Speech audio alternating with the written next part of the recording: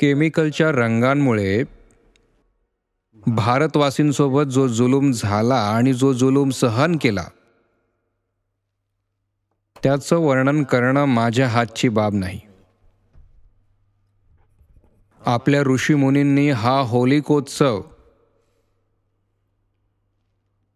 खूप चांगल्या इराद्याने सुरू केला होता आणि रघुराजाला नारदांनीही सांगितलं होतं. अतिप्राचीन आहे. जसं इंग्रजी काळ्या रंगात पडतं लेड ऑक्साईड, तो इंग्रजी काळा रंग जो बाजारात मिळतो तो किडनीला कमकुवत करतो, किडनीचा आजार होतो. हिरव्या रंगात कॉपर सल्फेट पडतं जे डोळ्यांची जळजळ, सूज, तात्पुरतं अंधत्व आणि डोळ्यांची क्षमता कमकुवत करतं. सिल्वर रंगात पडतं ॲल्युमिनियम ब्रोमाइड जे कॅन्सरला आमंत्रण देतं. निळा रंग प्रुशियन ब्ल्यू चर्मरोग देतो. निळ्या रंगात प्रुशियन ब्ल्यू पडतं.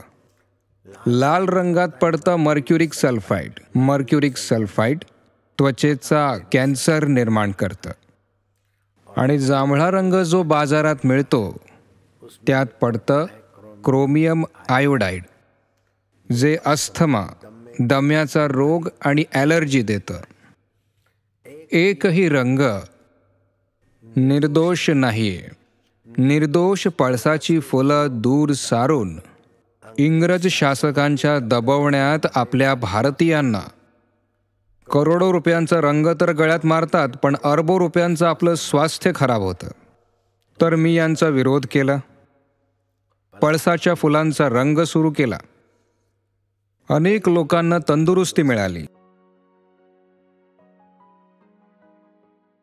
अच्छा, आता तुम्हाला काळा रंग बनवायचा आहे? आवळ्याच्या पावडरची खळ बनवून ठेवा लोखंडी भांड्यात रात्री. सकाळी काळा रंग तयार. त्वचेसाठी, शरीरासाठी, लागणाऱ्यासाठी हितकारक. हिरवा रंग बनवायचा तर मेहंदीची पावडर पिठात मिश्रित करा. हिरवा रंग तयार.